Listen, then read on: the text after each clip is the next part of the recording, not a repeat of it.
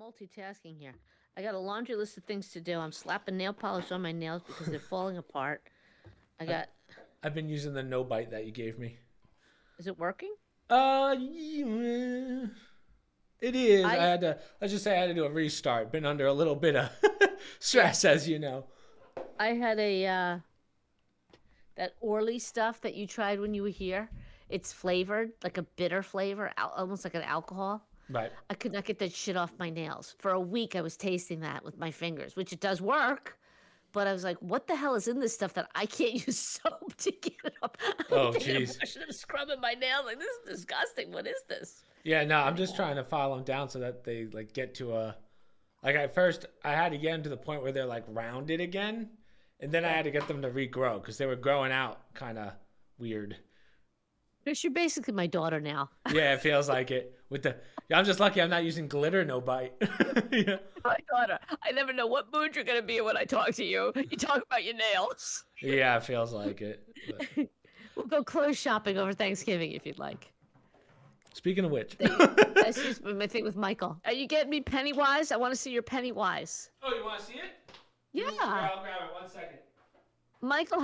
Neither Michael nor Kenny has acknowledged their Lego gift for Halloween.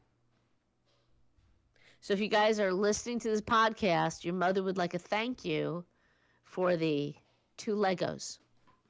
Where is she? It. Oh, yeah, that's creepy. Yeah, looks like that's that. Sufficiently creepy. Yeah.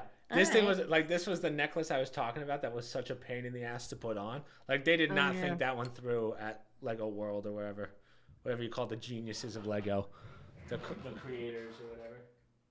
But yeah, I just want to make sure it doesn't fall. But yeah, so that's been my Lego.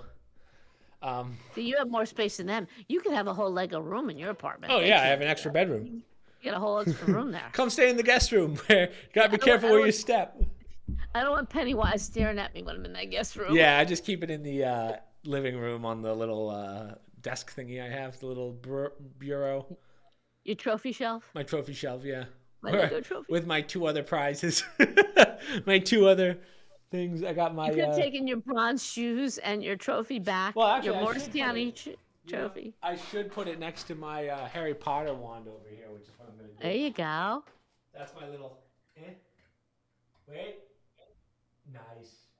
I'm going to re-gift this year because I have the Lego Advent Calendar for when you guys were little. The only one who ever did it was Kenny. If you give me that, I will sue. Then I had to get rid of it because Michael was born. I was afraid he was going to eat the pieces. And then we had the dog, then the cat. And I haven't pulled it out in about 10 years. Is that Lego or is that Playmobil? Lego. Yeah. We have both. We have the Playmobil Nativity. Playmobil is like Playmobil is like Lego's retarded cousin. It's not. It's not quite there. Remember putting that piece of shit together? You do a lot with Playmobil. You don't really have to build. Yeah, it's pretty much already done. You just put the corners. You set it up. Yeah, it's a setup thing. Truth be told, you sent me a lot of articles. I thought you were just going to talk about election stuff this week. I pulled one election. You know, I please vote if you haven't, listeners. Well, yeah. By the time they get this, will it be in time? Yeah, Tuesday. This comes out Monday. So okay, Tuesday on Spotify, but yeah. Every other article, because now it's all ramping up and everything's getting hyper. You know, everything I see is the poll says this, and Nevada numbers are coming in, and the Arizona numbers are coming in. And I'm like, okay, whatever. And the best part is you go to different places, like different people for the same place, and they have different numbers. So it's like, it's... The other thing I pulled out as telling is the kind of the stuff that you'd expect right now. The election as of today in Arizona. Apparently, the Republicans lead by 180,000 votes. They're going to reach 200,000, and that's at 67% of the total expected votes. Right. So when they say things like, oh, Arizona's going to go red, it's definitely going to be for Trump. It's not even in question. If this data is true, that definitely points to it. So you could do that for every state. I'm seeing that for Nevada. And then to your point, then the next thing is, oh, she's up by 2 in Michigan. And meanwhile, they're saying, you know, she's struggling in Michigan. So those are the kind of stories that after a while, I'm like, all right, let's just get to Tuesday. Let me just get to Tuesday, get a final tally. But we won't even know on Tuesday. We don't even know how long. Oh, yeah. I just saw a whole thing. One of the other countries did, one big country did it all in one day or something like that. I don't remember which country, but it was a Many pretty big one. countries do. Yeah. It used They to be do the like election that, in one right? day. Yeah, Um, yeah. I saw Bill Henniger from the Wall Street Journal. They do a talk show once a week, and he had a very good point about it. His comment was, we've just made it so hard to vote in this country. It's becoming so complicated. And he was making a point of, all these cases that are, if you listen to liberal radio shows, talk shows, their comment is, oh, the Republicans are out of control, everything they're arguing over everything, blah, blah, blah, blah, blah. And then when you listen to Republicans, they'll say, but the laws are being broken. So you have to bring these cases. So it's a question of, why are there so many laws? Why are they all being broken? We're spending more time litigating stuff before people even get their freaking ballot in the box. right. And it's, did they sign it? Did they seal the envelope? Did they do this? Did they that? I think we talked about this last time on one of our podcasts, but we have made it so freaking complicated that it's turning into like a joke. It really is. Well, I've been watching, I mean, we'll get into it, but I've been watching the Rogan interviews, and he had John Fetterman on today. And I watched the whole thing. It's a nice interview because, again, one thing that Rogan's really good at is humanizing these people, I guess you can say, kind of not bringing them down to earth. Not that they're not human, but it kind of lets you really see their thoughts and their process. There's a couple times in there where I was like, I think this guy's actually a Republican. Yeah, no, I was like, I think I could tell. But Rogan talked about the same issue with the immigration and the ballots and ballot stuffing. And you can see that Fetterman really danced around the topic because there's clearly an agenda of something he can't answer. It was very obvious. I also didn't realize how bad his stroke is. I did not realize that. Nobody did. Yeah. They were trying to hide it for a long time. Yeah, so he has to use an iPad that basically translates everything in real time for him because he's got kind of like a lag time, I guess you can say. So he can't get everything in once. Not saying that, like, there was a technical issue at the beginning, and I was like, dude, what happens if, like, you don't have this tech stuff? Right, you're kind of screwed a little bit, but that's besides the point. But I wanted to get into that. That's something for the voters of Pennsylvania to really take seriously. You need somebody in real time, and there are certain disabilities you could live with in that position, but there are some that you have to pause and say, can you function? Can you bring your A game if you really, really have to? And there's a lot of responsibility. I would say yes, he can. Like, it actually proved to me, like, oh, he can do it. It just goes to show, like, I just didn't realize how much help he kind of needed. Because it made a lot of things make sense because I didn't know about that iPad thing. But from a capability... The only thing I would say is that, excuse me, I just want to say this. He might be able to do it now, but there was a period of time there when the stroke happened and nobody knew what was going on. And they wouldn't let you know how bad it was. And thank God there weren't some serious issues. I mean, frankly, there were some votes and whatnot that... I'm not even sure if he voted or was capable of voting, but those are the kind of things, regardless of who the person is and what party, you need to bring your A game, and it has to be 24/7 for your term, however long that is. Okay, go ahead with what you're saying. Well, I lost my train of thought, but I guess I really want to talk about, we did our live podcast last Thursday, and a lot of things have happened on Joe Rogan ever since then, which it's funny because Joe Rogan obviously is a podcaster, but you're starting to see how much power his podcast has in this world. So last Friday, he had our former president on, Donald Trump. And, you and I have kind of talked off the air about this one, and I kind of want your thoughts.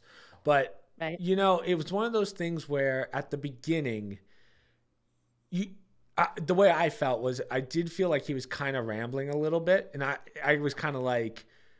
I think I told you this. I was like, oh, maybe the left is kind of right. Maybe his mental cognition's not there, right? I was like, oh no. And this was probably the first 40 minutes, I would say, of the interview. And then the second it hits the hour mark and you're like, oh, he was just nervous the whole time. You see how well-versed he is in history, in business. He explained tariffs incredibly well as to how they work, where most people have no idea. They just hear the word and run away. So I was very impressed with how that interview went. I did think it went off the rails a little bit, but it's my only critique of it. And again, for me to be critiquing Rogan is not the answer, but I have to remember, Rogan's not a journalist. So again, it's not his job to stay on topic, But Trump Okay. does a great job at trying to cater to what you like. So he tries to make a comparison to MMA. And Joe goes Right. on for like 30 minutes about MMA. And we're like, Joe, you got to know your target audience. But Right. what's kind of gross is YouTube ended up suppressing that video. So Yes, I saw that. it's very hard to find now. It doesn't show up in feeds. And Rogan I brought up a thought good. Rogan posted it again, didn't He he? Didn't posted it. Rogan repost it? No, so what happens is he put it as unlisted first, which means like it's on YouTube, but it's not public yet unless you have a link. So Okay. what ended up happening is it got I think 22 million views, and then YouTube suppressed it. And the way we know that is because if you're making 10 million views in 2 hours, you are going to be the number one thing on the trending page. No Right. question about it. And he wasn't on the trending page at all. So it just goes to show that there was definitely some suppression there. No question about it. Because they started reposting it to Twitter, and it has hundreds of millions of views now on multiple channels and stuff. So it just goes to show when you look at who's put money into Kamala's campaign, it really shows you, why is Google at number one with the most money invested, right? Right. So, that's kind of I never saw the whole interview with Trump. I still only saw the snippet. I just literally haven't had time for much of anything with that stuff. Subsequent to that, like during the week, they tried to pull out an October surprise of, Kelly, who was his chief of staff, who had been in the military. I think he was a general in the military. He was in a meeting and he said, with all these other people, and Trump he said he wished his generals were more like the Nazi generals, right? And fortunately, many individuals who were in that meeting, some of whom, I think one guy even came out against Trump in the impeachment. One of the impeachments even said, that never happened. We were at that meeting and it never happened. Yeah. And Sean Spicer, who was his spokesman, I think it was him, came out and he made a comment. He told the story. And he says, we're having this meeting with the generals with Donald Trump. And it was for some decision they were doing. And Trump wound up calling in lower level service members and asked them point blank, tell me what it's like on the ground. I mean, give me your feedback. What's going on? And the military people, the leaders, their heads were blowing up. They're like, how dare he do this? You can't do this. You can't go ask the underlings. And Trump wound up making a decision, and it was not the decisions that the generals wanted to hear. And it was just an anecdotal story from somebody who had been in this other meeting that says, this is their mentality. They haven't liked him from the beginning because he doesn't do things the way traditional politicians do things. He doesn't interview that way. He doesn't speak that way. He tends to be more, he goes off randomly. Yeah. Absolutely. I want to bring this up because I saw it today kind of going on what you were just talking about false things and things being said that aren't true. Did you see what happened today? Don't remember whose name it was, but they literally multiple news outlets ran with the story. Trump said that this person should be lined up and shot. Right? Yeah. Right. I don't know who it was. Apparently, Trump said, this is how gross media is right now. They said, Donald Trump said that this lady should be shot in war. Yeah. Right? His actual quote is, she should start fighting in these wars that she is promoting. That is a massive, Liz Cheney. That is a massive difference in speech. So this just goes to show you how far gone our media how desperate they are. Yeah. How desperate they are to pin something. And what's sad is there will be tens of millions of people who are going to believe that. And they will echo that over and over again for the next 3 months, that he told us that Liz Cheney should be shot. And you can't even tell them to their face, he never said that. Yeah. Read They're the going to quote. scrub the internet of the video. That's just how it goes now. Or they'll actually look at the quote and still say, see, he said right there he wants her to. I mean, that's that Trump derangement syndrome that you can do nothing about. They just see what they see. But it also explains why so many people nitpick. There's a great interview today. I can't think of the woman's name, but she was on one of the MSNBC's or CNN's types. And they're trying to make a point about how the rhetoric of Trump and how the things he says is so damaging. This woman went off, to her credit, of, are you kidding me? And just one thing after another. the Democrats, I mean, they literally said, we don't condone violence. And then Kamala Harris was there and she said, she called every one of his supporters Nazis with Joe Biden. And she goes, and you're telling me that he's the one stirring this up? Well, how about the we man's talk taking about 2 bullets? Yeah, right? and how about we talk about violence? How about we talk about Biden calling 50% of the country garbage? Yeah. We're not going to talk about that. Notice how they barely covered that on the media. Barely. Right. Yeah. And now he can't stump for her anymore. Not that there's many days left. But Tony Hinchcliffe's joke has been talked about more than any other thing the last week. For those of you that don't know, he made a joke about Puerto Rico, the comedian that's known for roasting, the best roaster in existence, makes a joke, and that's what they ran with. But they didn't talk about Biden calling 250 million Americans garbage people. So, so aside from understand back to 2015 and 2016 when they vilified Donald J. Trump because he said the greatest threat to our nation, or the fake news, when he coined fake news, and their heads exploded. How dare he? Here we are, how many years later? And that's exactly what it is. So he does ramble. He does go off on tangents. I think the difference is if you talk to our current president about something serious, he'll go off and he'll ramble. If you talk to the current president about something serious, he locks it in and makes his decisions. And wait. You said that wrong. Not current president. You mean? No, I mean Donald J. Trump. Donald Trump, yeah. He locks it in and he makes a decision. That is my belief. Now, I'm not telling you he doesn't ramble. He absolutely does. I just have to have confidence as a voter. Who's going to lock it in and make a decision, the right decision? Is it going to be word salad crazy lady who hasn't achieved anything in her entire time in office, or as a senator or vice president, or the one who has made decisions and kind of nailed it, Yeah, I mean, if anyone watches that interview and says that Trump's not cognitively able to run the country, you're terribly mistaken. You're an idiot if you watch that and you think that. Now, I do want to shift this one to the J.D. Vance. Just one other thing before we move on to that one. I think what people often have to remember too, yes, Donald Trump is of a certain age too. He's not young. That is true. But that man has done 8 interviews a day.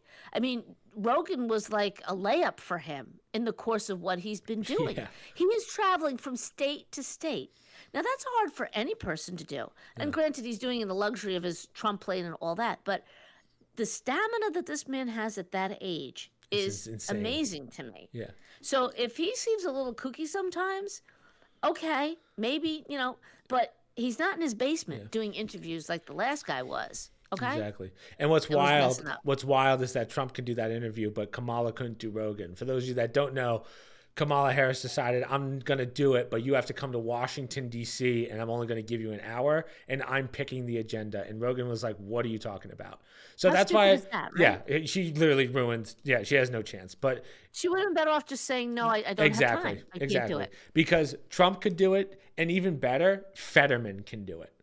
So it just goes to show that it's completely on Kamala Harris being an absolute idiot, not understanding what's... I wouldn't put Fetterman in the same category because he's not actively campaigning I mean, right the now. fact that you would take an interview and you can sit there for 2 hours and do an interview. If you can't give Rogan that time when he is the biggest platform, bigger than any news organization in the world, you're foolish to do that. That's what I mean. So that's why I give Fetterman props, because he went on there knowing very well what Joe Rogan's policies and politics were. And I shouldn't say policies, but politics were. Fetterman knows the exposure. And the irony is Kamala was caught on a hot mic with Whitmer saying, we need to get more young men. We need to get more men. Yep. She's absolutely right. She's not getting the male vote. And how do you do that? You go on a Joe Rogan. You go on something like Trump did some ads and ran it during one of the football games. I forget which one. But talk about a target audience. It was a 2-minute ad right at young men. Yep. That's the vote. Those are the voters he needs, and he has, but she needs them, and she's not going to get them if you don't do a Joe Rogan. Yep. Fetterman understands that. I mean, he's not running for office, but he gets it. He knows, or his people know, that that's the exposure you need. Yeah. let's switch to JD Vance. So JD Vance had his podcast come out yesterday with Rogan. Now, let me start by saying this, because when we first kind of started talking about JD Vance and Walz, like when the vice presidents got announced, I was not the biggest fan of JD Vance. I thought he was kind of weird. I thought that he had kind of sketchy past. Let me tell you, the more I watch this guy's interviews, the more I think that he is going to be one of the best vice presidents we've ever had. That guy has such knowledge that it is hard to even if you hate the guy, you can't look at him and listen to what he says and be like, holy shit, this guy has his shit together. I am very I am almost more impressed with that guy than I am Donald Trump, to be honest with you, because of the lion's den that he's had to go through of, hey, I used to hate the president. Or not hate, but disagree with him. Now I've done a full circle, and let me tell you why I've done a full circle and be able to explain every single policy on both sides. Like, that is the perfect vice president, and I would love to see him be a president someday after Trump.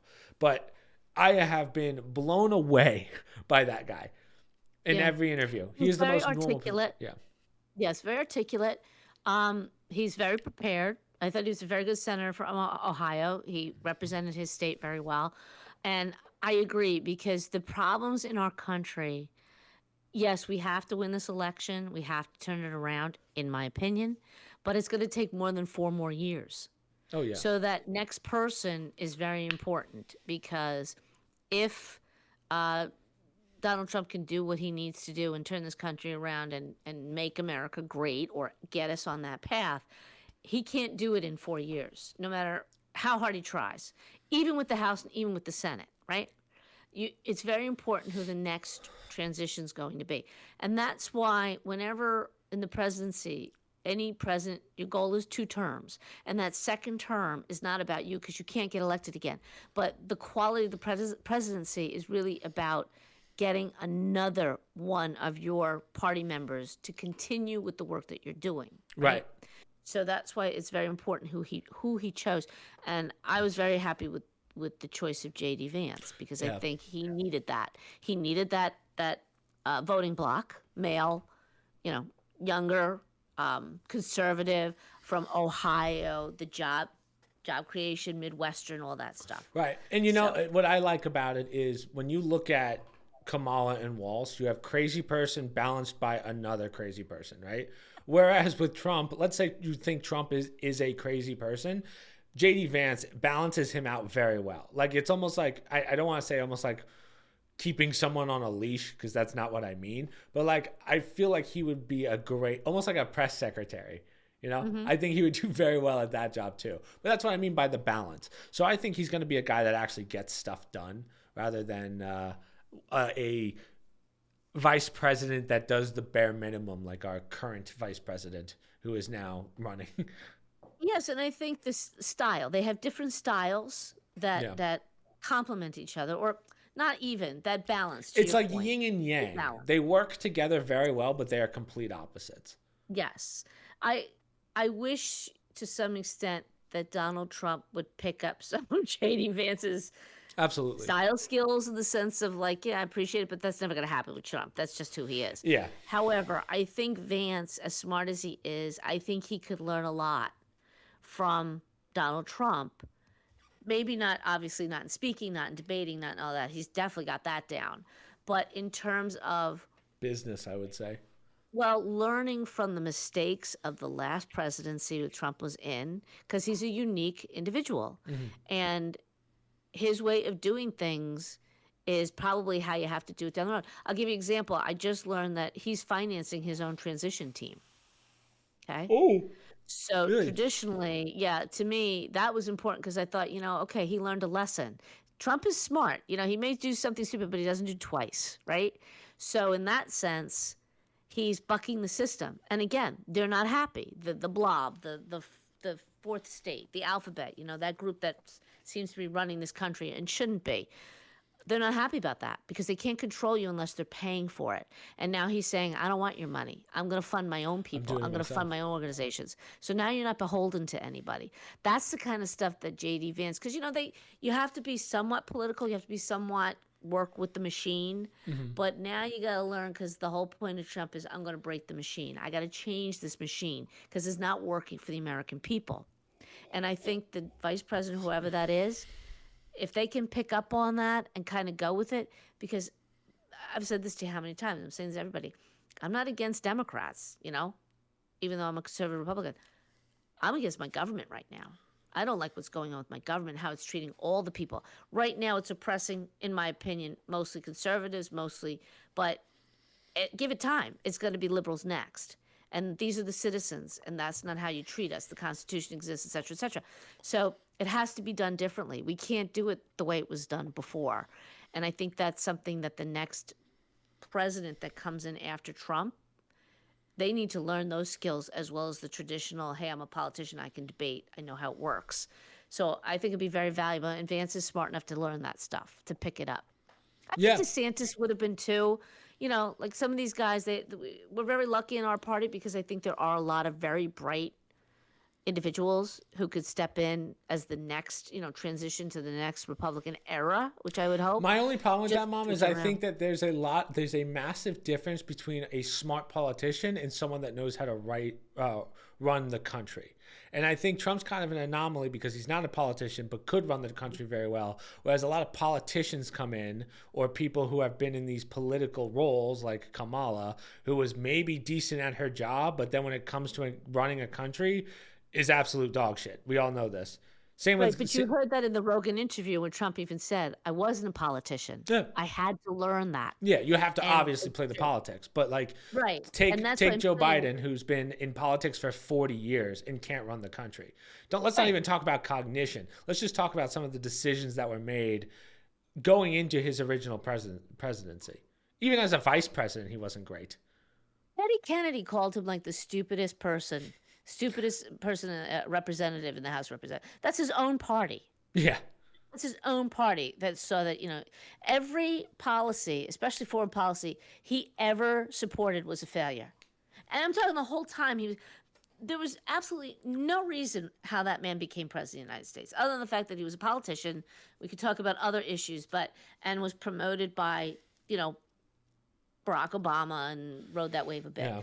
It makes absolutely no sense how somebody with the history that he had long before 2016 and Donald Trump, that he qualified, let alone the fact that we've said this. Take Trump out of it completely. There is no common sense reason why Kamala Harris would be the candidate. Nobody voted for her in the Democratic Party. They didn't have a primary for her. They just came in and put her in. And she was the least popular Democrat who ran in 2016 trying to get the nomination against Biden. Mm-hmm. She was the first one out. Nobody in the party liked her. And now all of a sudden, they're all like, she's wonderful. She's the greatest. Yeah. And she literally can't string two words together. And her own media, and I say her own because it's the media of the Democratic Party, they are covering her to the point where they're embarrassing themselves. Literally embarrassing. Yeah, the amount of edits that have been caught, the amount of editing that some of these shows, like the 60 Minutes one's the big one, but also let's talk about Cardi B today. Did you see what happened with Cardi B? I saw the headline and it sounded like it was a mess. She started reading off her phone. So basically her teleprompter broke, right? So first, and then someone comes up to her with a phone and says, read this. So she reads it. So it's like, so these aren't her thoughts. Someone told her to write this and read this. So it just goes to show, like, they're desperate. They're bringing in every celebrity possible to try and get someone. They're trying to play everyone's stupidity against them. If you're voting for someone based on what a celebrity thinks who has no relevance to your life, hey. Well, Hugh Hewitt, who's a political writer and whatnot on the Washington Post, which tends to lean kind of liberal until Bezos made his statements recently. He was on a three-way interview on TV. Can I pause you real fast, Mom? What was I didn't get to see Bezos's, what he said. So I just want to point out, because people might not know, but Jeff Bezos owns a massive majority of the Wall Street Journal, right? I think it is? No, Washington Post. Potato, they're all the same. Yeah, big difference. Okay. What exactly did he say? Well, they were upset because he didn't, the paper would not endorse a candidate. Mm-hmm. So all these people walked out, editors quit and whatnot because he would not support Kamala Harris because it tends to lean liberal, that paper. Mm-hmm. And he wrote a letter in the paper basically saying that journalism is failing these days. It's not doing what it's supposed to do. And it makes no difference when you support a candidate. It doesn't change the election, doesn't add or any benefit to the voters whatsoever. And going forward, we're not going to do that anymore. Good for Jeff Bezos. It sounded good. We'll see what happens. Well, it sounds good. Let's see what happens, right? Let's see if he follows through. But Hugh Hewitt is a political older guy, been around forever. He's was a writer for the Washington Post, a contributor, meaning he's not there all the time, but he adds things. But I'm not 100% sure. Oh, with two other individuals who just basically spent the time bashing Trump. You know, he's incendiary, he's this, he's that. And then the woman who's also on it agreed. And they asked Hugh Hewitt, he's the one that brought up the point about, well, the reason why they're all saying that there's going to be legal challenges, because their comment was they're already setting it up. The Republicans are going to claim that it's stolen, that we're cheating. And Hugh said, you know, the reason why is because they're breaking the law and they're taking it to court. They're breaking all these election laws. He wound up walking off. He goes, I'm done. He walked off the interview, took the headset off and walked away. And the other two were stunned. They didn't even know what to do, what to say. That's how bad it has gotten in the media world, where it's just so extreme.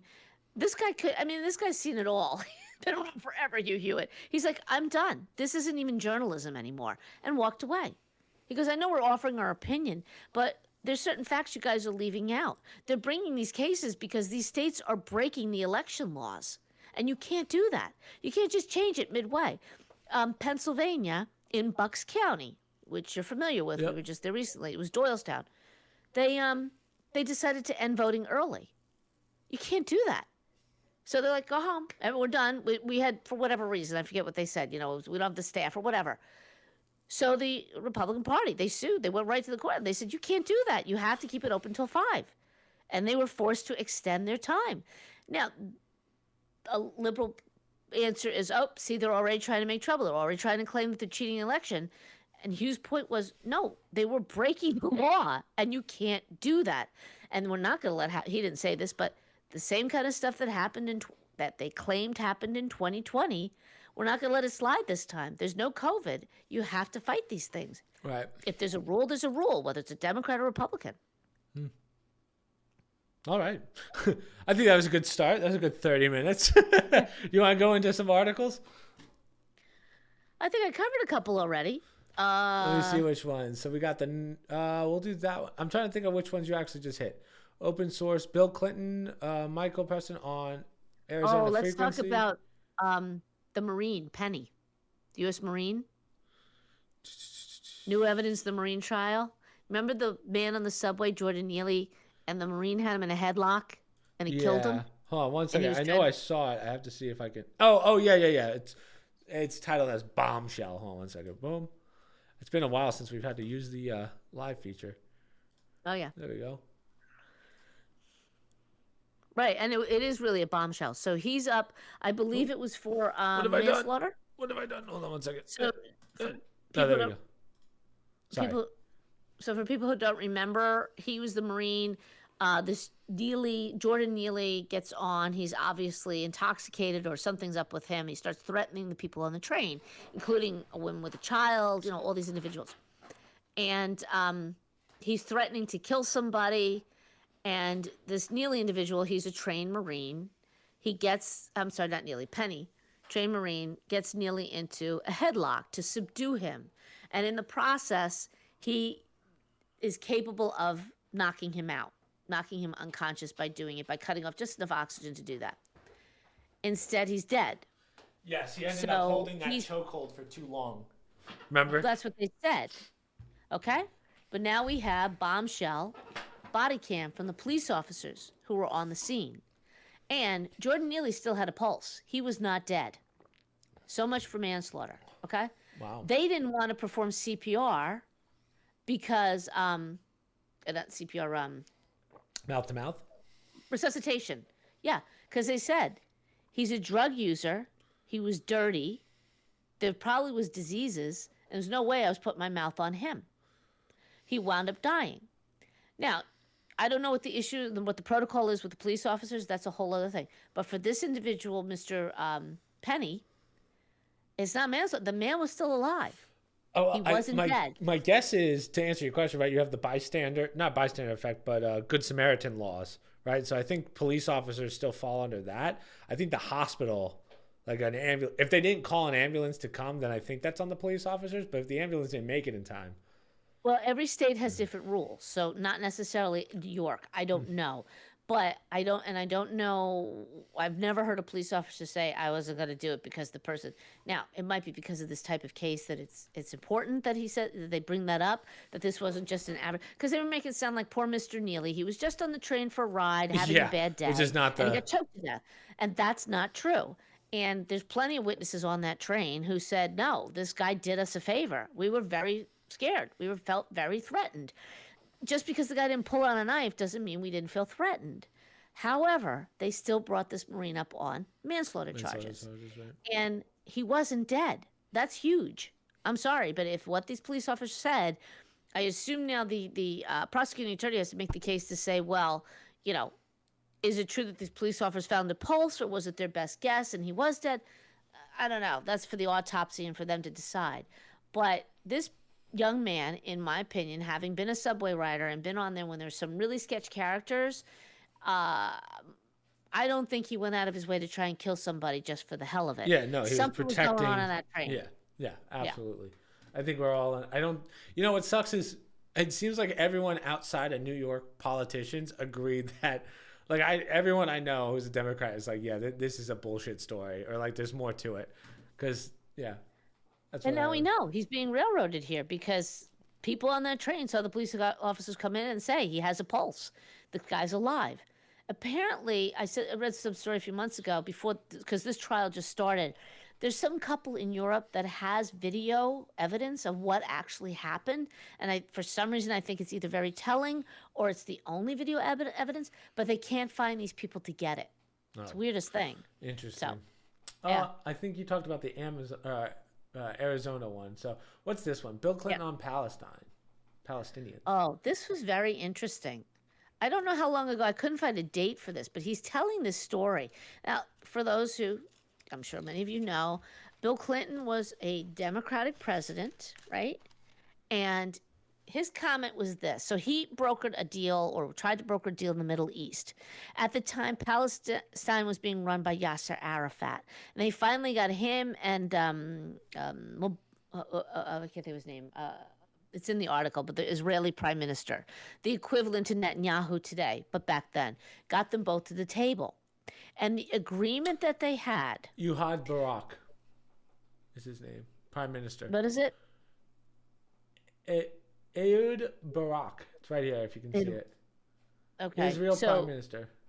Yeah, it doesn't sound like, but anyhow, so in that agreement, Clinton gave 96% of the West Bank and 4% to Israel of the West Bank. Okay, remember, that's the area they're fighting over now. They were going to give the Palestinians 96% of it. Palestine could choose the 4% that Israel could get.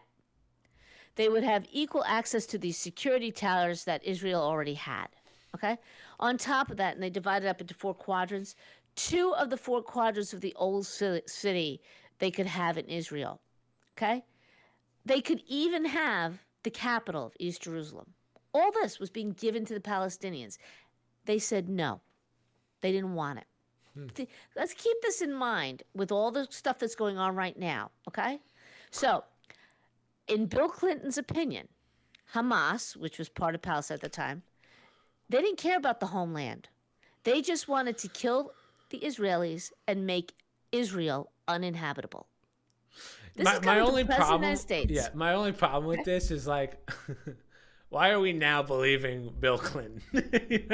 I totally believe it. I totally believe what he's saying. I don't know. Because he's got nothing to lose by saying it. As a matter of fact, this goes totally against his party's position. I don't trust Bill Clinton with a 10-foot pole, no matter what he says. So whether I like what he says or not, I'm sure there's some kind of ulterior motive based on the fact that he's a Clinton. That's how I feel about the Clintons. It does not surprise me, because think about it. I mean, we'll find out if other people knew about this. I'm sure they all know about the arrangement. I don't recall this from his time. I was busy raising kids. But the fact that he's admitting that we were giving them all this, and that just goes to show you, Even if it was half of what he's saying we were going to give to them in the agreement. And the Israeli prime minister was agreeing to this. Keep in mind, all the Rashida Tlaibs out there who claim Israel, they don't want anything, they just want to take it over. Back when he was president, I think it was when you were born, back in the 90s, this is what they offered it. It was on the table, and they said no. And this is the best part. Clinton's answer was, you know what? Guess what? Israel was there first. Yeah. They've been there since the time of David, since the southern tribes. And yet they were still willing to give all that up. All I know is that no honest man has 122 friends that have committed suicide. That's how I know not to trust him. Well, I don't know if this is honest or not, and it's documented. I mean, he could be saying, and somebody could look it up, what was the agreement? And he's saying that this was the agreement. So for all those people who think that I'm, all one way, I find that fascinating because I do believe it to be true. Yeah. I think it has nothing to do with land. And that's what we've been learning from this whole thing. And that's what we also know from the war in the Middle East. That's what we also know from all their neighbors. Nobody likes these people. Nobody likes the refugees. Nobody wants them. Egypt didn't want them. Nobody wanted them. Their goal is not about land. They just don't want the Israelis there. Yeah. Oh, sorry. Just straight up punched my microphone. All right, what's this one? Let's get off the politics. Neural competitor restores vision in blind patients with eye implant. Mm-hmm. Whoa. Yeah. To my knowledge, this is the first time that the restoration of the ability to fluently read has ever been definitely shown in blind patients. Yeah, so it's called Science Corp. It was launched by Neuralink. They created a retina implant to restore eyesight. Wait. It's a competitor to Neuralink, but that's what it says. But if you read the first line, it says it was launched by them. I can't see the article. Neuralink co-founder. Yeah, launched this Science Corp, and it's a retina implant. It's called the Prima, P-R-I-M-A. It's a small photovoltaic chip. It gets surgically implanted in the retina, and then you use special glasses with a built-in camera that it puts the visual image from the camera onto the chip through your eye through these glasses, okay, using infrared light. Also, it stimulates neuron activity. So there's some question as to, does it work consistently? Does it work in certain areas? Hey, if you're bringing blind people some ability to see, who cares what the percentage is, right? But and the point is, it's a start. So it wasn't perfect. 5 people saw no improvement in the test. Absolutely nothing. So the work isn't perfect, but it's a great start. On average, the patients who did have some, effect from this, it was at a 2160 after about a year. So perfect vision is 20/20. 2160 is, something they could see. And many of them, what they got out of it was even just forms. And, I mean, that's amazing. Now, Mother, question for you though. Right, let's go off the rails a little bit. This is one step forward into that cyborg doomsday mentality. I know it's great, but how long until this is, hey, how about people with already perfect vision being better than perfect? Well, you and I talked about that. I'm not a big fan of Neuralink or the concept of it, of putting a computer in your head. But I do believe in doing these things when you have a deficit. Like if it helps people with Parkinson's, if it helps people who are paralyzed, that I think is incredible. When you take, by all standards, a healthy person and you start tweaking a healthy person, that I think is when is it really necessary? Right. Like to your point, you're creating these cyborg individuals, making them better for what? Dominance, really. Yeah, that's really the only point of it, right? And, this just goes to show the whole, like, you're right. It's going to help people. That's going to be the start. But you are going to get to the point where it's like, hey, what happens if you put Neuralink in a perfectly healthy person, right? Yeah. And they're going to become something better than natural. Right, and for people who think it's who's into the science and the benevolence of the science, they think it's, wow, that's a great thing. You take these God-given gifts or you take these gifts. They don't make them think it's from God, but you enhance what you have. Okay, but why do you do that other than, like I said, dominance? Dominance academically, dominance physically, dominance, economically, if you don't need to do that. However, if you're somebody with a legitimate weakness or disability, you can't hear, you can't see, you can't speak, you have Parkinson's, or whatever other things that these things could help down the road, paralysis, I think that's beneficial. I think that would be great. That would be something that is helpful. You're not making the person dominant. You're just bringing them to the level of everybody else and giving them the same tools that everybody else has. That's all. And that's where I see it's a benefit.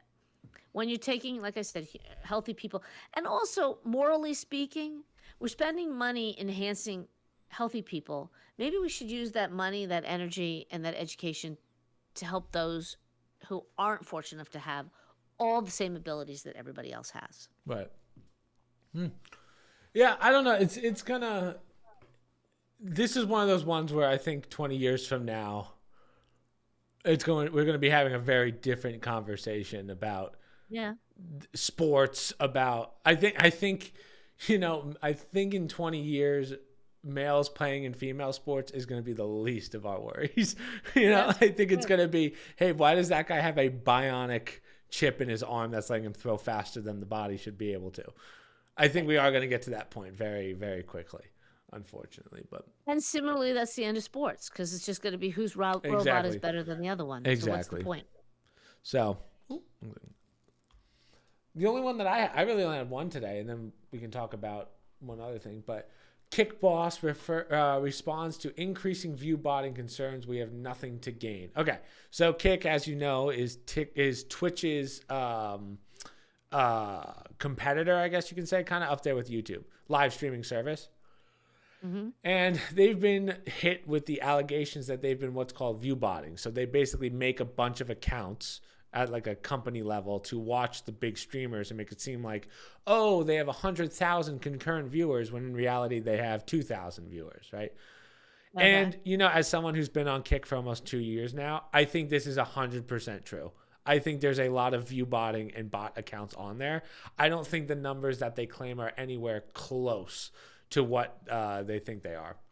Because I do believe... in other words, they count people just viewing the game as views? So let's say I was streaming and all of a sudden I had 10,000 people watching, but there's no one chatting in the chat box. That doesn't make sense, right? You can't have 10,000 people and very few people talking.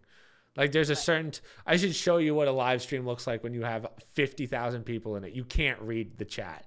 Whereas on Kick, it's like a steady, like one here, one there, depending on who it is. But even then, you're like, hold on, something's not right.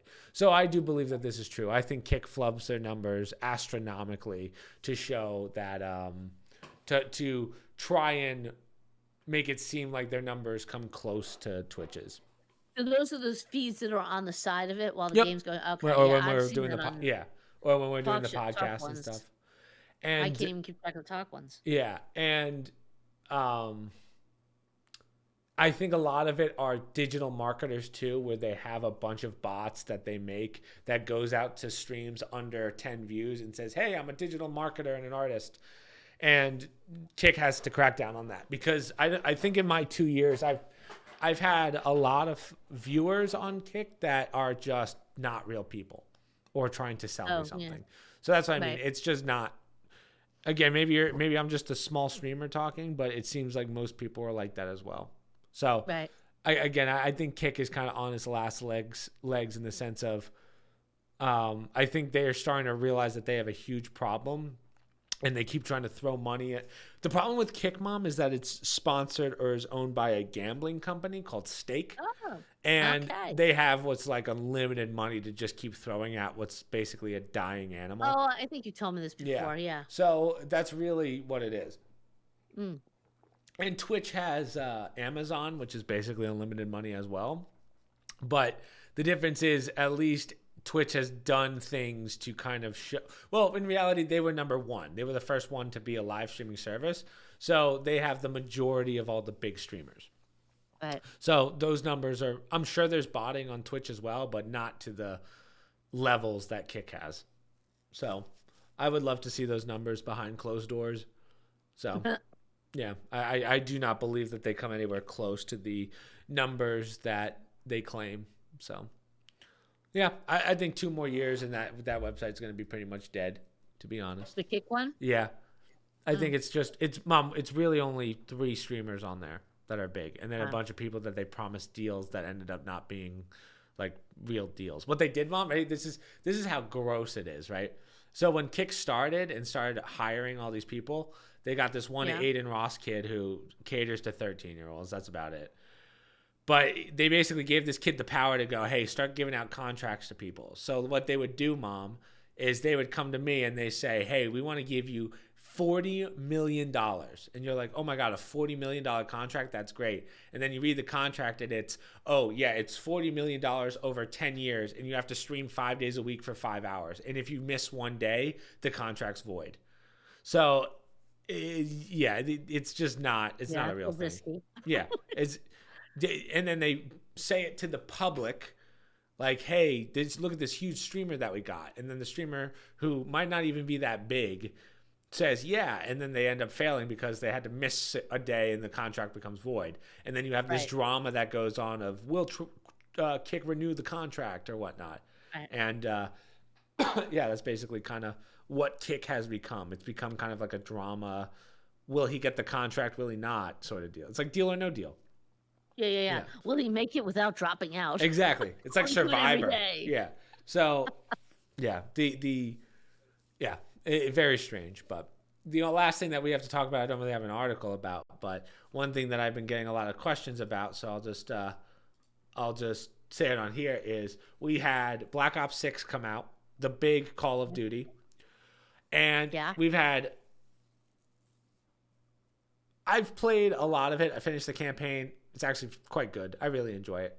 But this is the problem that this is where I get a little annoyed, Mother. And this is where maybe it's my age. Maybe I'm starting to realize that I'm getting too old to complain.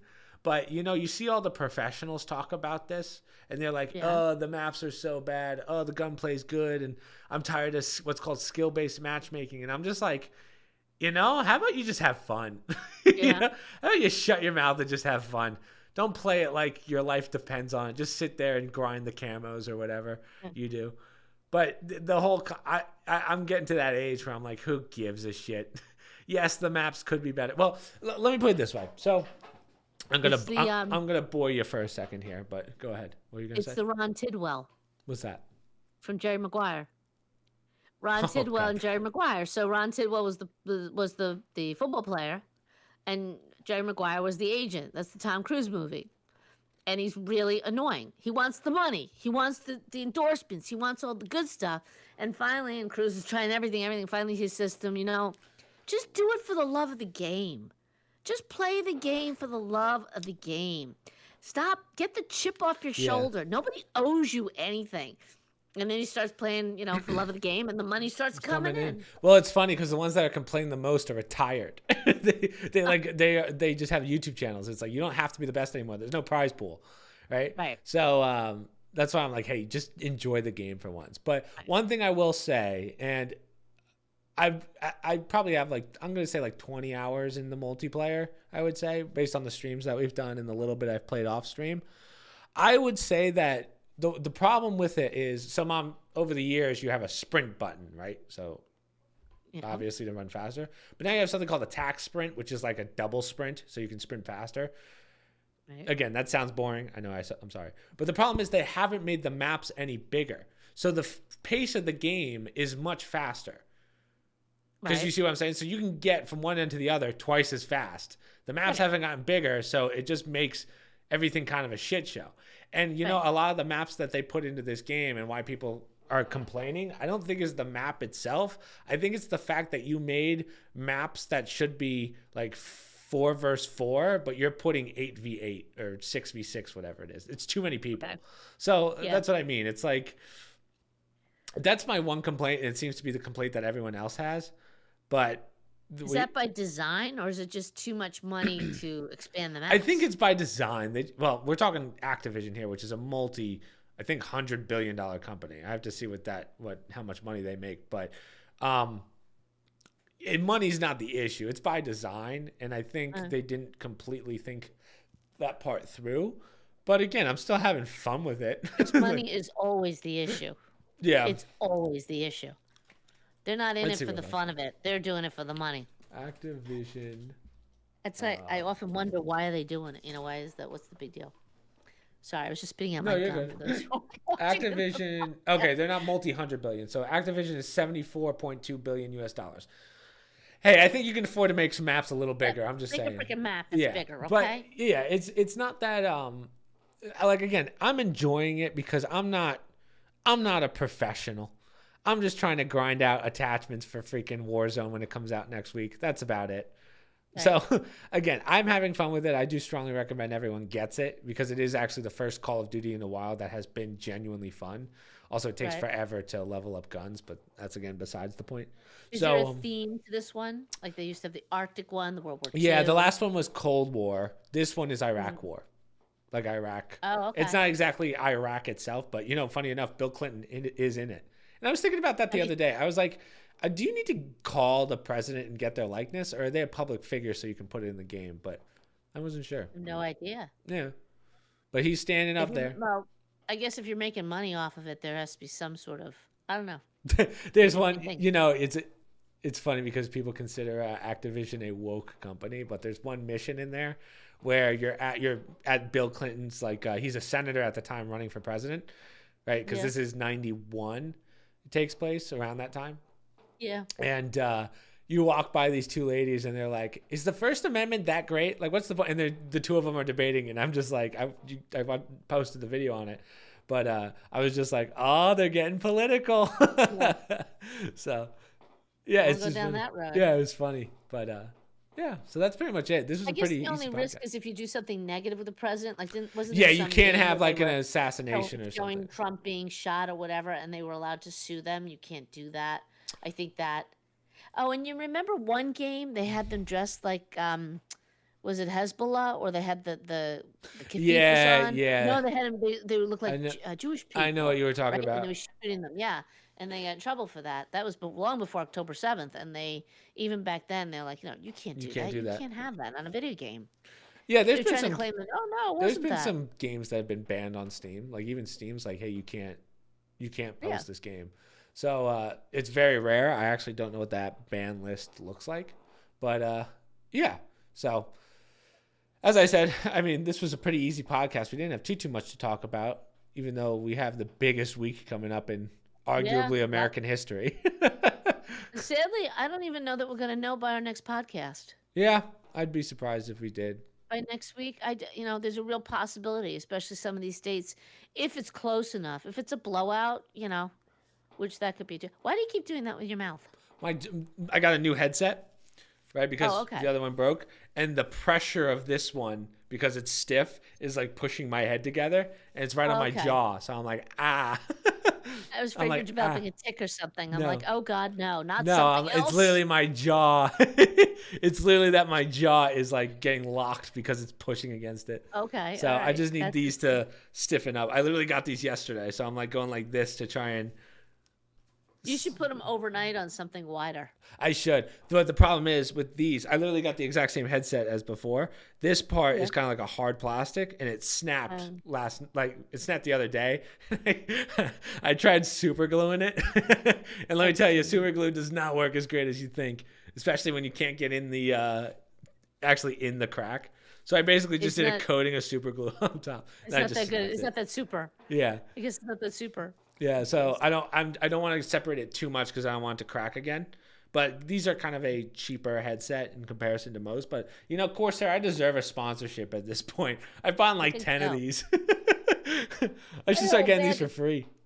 I had this whole bag of Corsair stuff on my desk. I assume it's from you. Yeah, that's the power supply from the new one. You got to keep that, but yeah. I looked at it and I go, what is that? I had a pile of all this stuff down here from Grandma's, and I digging through it, and I go, what is this black bag? Is this her curlers or something? And then I look at it, it's Corsair. Must be computer stuff.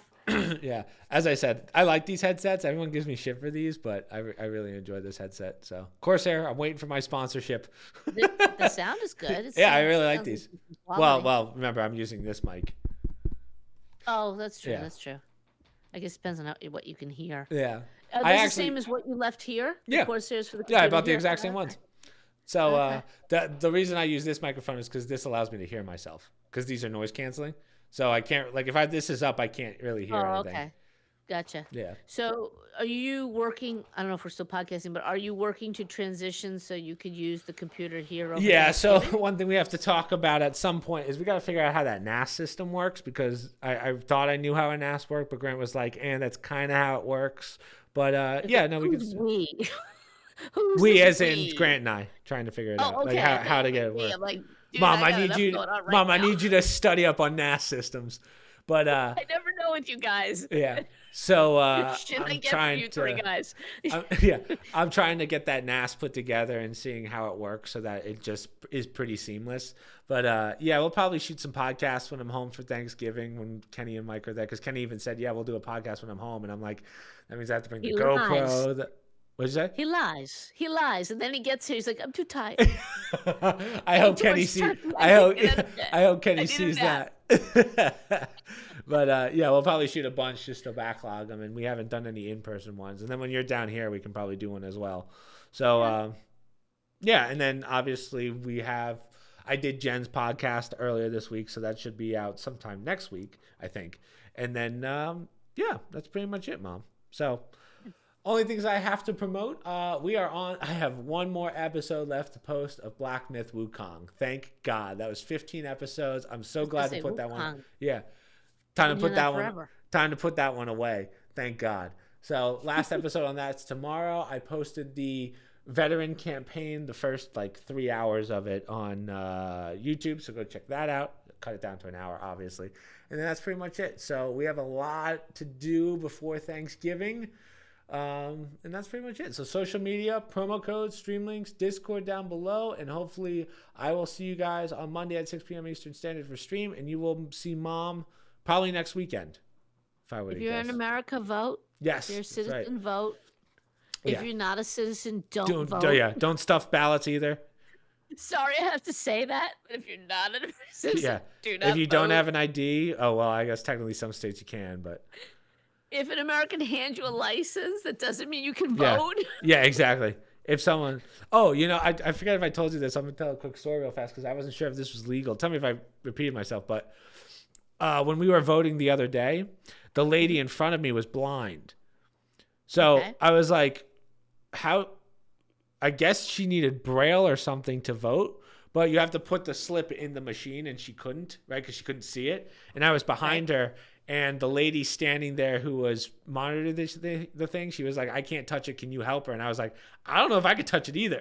Right? So, because it's not my ballot. I don't know what the law is on that. But I was like, yeah, let me just slide that in for you. And the lady was very appreciative. But you went in the booth with her to do that? No. So once you finish voting, maybe it's different in New Jersey, but once you finish voting, there's this machine that you basically put your ballot in, and it sucks it up and puts it into the well, in New Jersey, if you remember, it does that behind the curtain. So you feed it in, and then you cast your vote, and then it prints it, and the thing slides down. It shows you what you just selected, and then you accept it, and it shoots it up. So ours is different because ours is paper. There's no machine.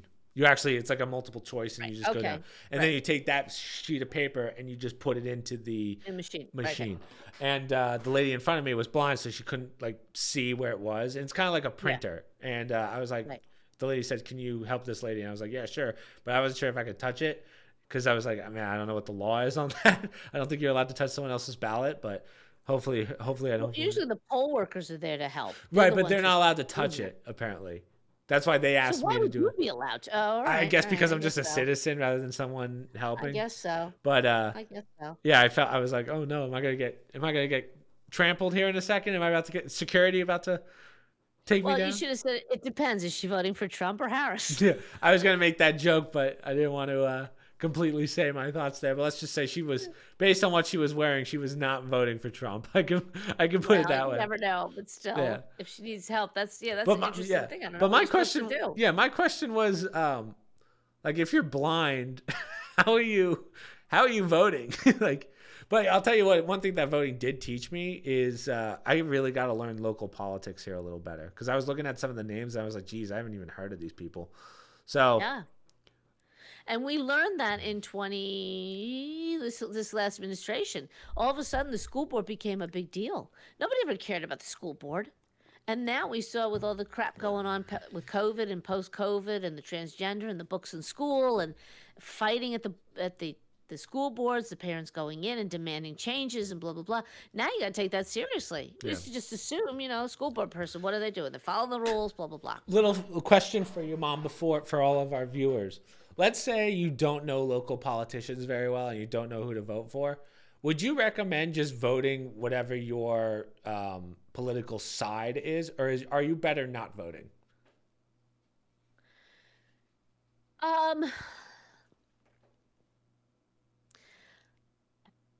You're better off learning before you go in there. Exactly. Because you're going to know ahead of time because you always get the ballots in the mail, and that's why they send it. I didn't get one. I know I did not get one, which is ridiculous. I don't know why in North Carolina you wouldn't get one. I did not get one in the mail. Maybe you have to go online. But in most places, you're going to get it. Because remember, like Arizona, it's 4 pages. There's a ridiculous amount of stuff on there. It's averaging like 5 to 10 minutes per voter, which is a huge amount of time for voting. So that's going to mess that up because they have so many different questions and things to vote on that's another one of those. You really got to streamline it for a federal election. And that's why the line goes out the door also. Having said that, people, you have to do your research, or sometimes not voting, you take a stand, right? That oftentimes if you don't vote for somebody, it's better than just picking or choosing. If you're going to pick somebody, I say pick somebody from the party that resonates with you because they tend to follow. The problem is there's so many freaking rhinos now. You never know. Rhinos. That is true. What's the opposite of a rhino, Mom? What's like the Democratic version of a rhino? Someone that pretends to be a Democrat but is actually a Republican? There is no such thing. That's the reality. There is no such thing.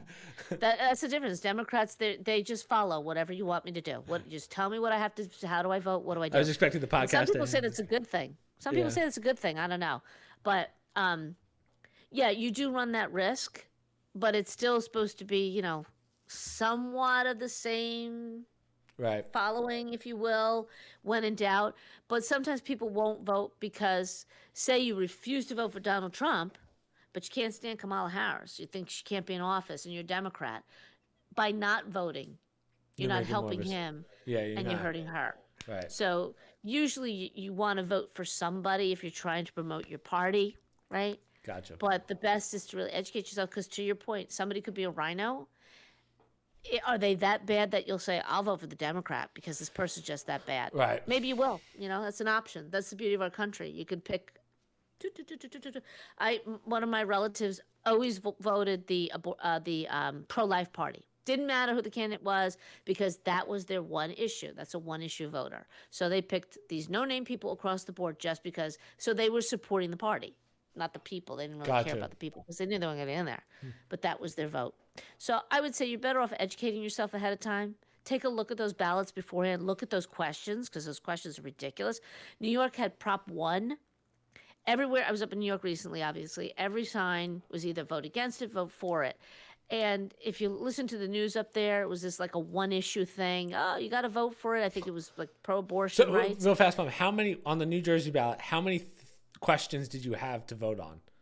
None this time. We had one, and it was, do you think that the age to vote should stay 18? Okay. And I was like, okay.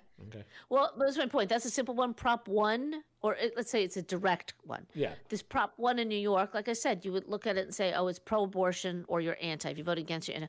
It's not. There's like 20 different things on there about parental rights if your child's transgender, girls playing in boys' sports. That's the stuff they don't even talk about. They kept it like, oh, it's just a simple thing. So people who may not care about the other stuff, pro-abortion, they're going to vote for it. Then they come to find out, oh, no, we're taking away your rights as a parent, blah, blah, blah. Hey, I didn't know that. Well, then you should have educated yourself. Don't go by the news. Don't go by the media. You really have to look at these bills and understand it. Some of them are so bad that, and I think you saw this in New Jersey, they'll have the actual rule that you're voting on. and then they have an interpretation next to it in case you don't understand the political verbiage Nice. that's in there, right? Or the legal verbiage, and then they break it down for you next to you. What this actually means is, Well, one thing Matt Sprague and I laughed at this because this was a while ago, but one of the things that annoys me about, I'm gonna say something controversial here. I think lawyers are kind of a scam, and here's why. I think that, have you ever seen Matt says court jargon? Yeah. Where like when you look at a court case and you actually see what's written out, it's like a foreign language. So you are literally paying some lawyer to basically read this to you. That is his job. Yeah. Or you could just write it like a normal American. He did this. He did not do this. He is guilty. He is not guilty. The verbiage in a freaking court letter is ridiculous. I strongly recommend someone look it up. It's stupid. You got to sprinkle in a little Latin. Exactly. Throw in a few Latin terms because that makes you sound like you're so ridiculous. Much more intelligent than the average person. Yeah. Yeah. But... I mean, certain things are required. You have to have certain verbiage in there. Hey, why? The court said it. Why? Well, because it's got to follow No. You know why? Because the lawyers need to get paid. Yeah. That's why. That's always been the joke, Yeah, it's ridiculous. Everyone makes the jokes about lawyers being the worst people on earth because well, again, if you're in the court of law and you're helping someone, that's one thing, but just make the freaking jargon just normal English. I know. It's ridiculous. But all right, we'll end it there. I already promoted everything. So Mom, we'll see you next week and I'll see you guys at stream. So later. Sounds good.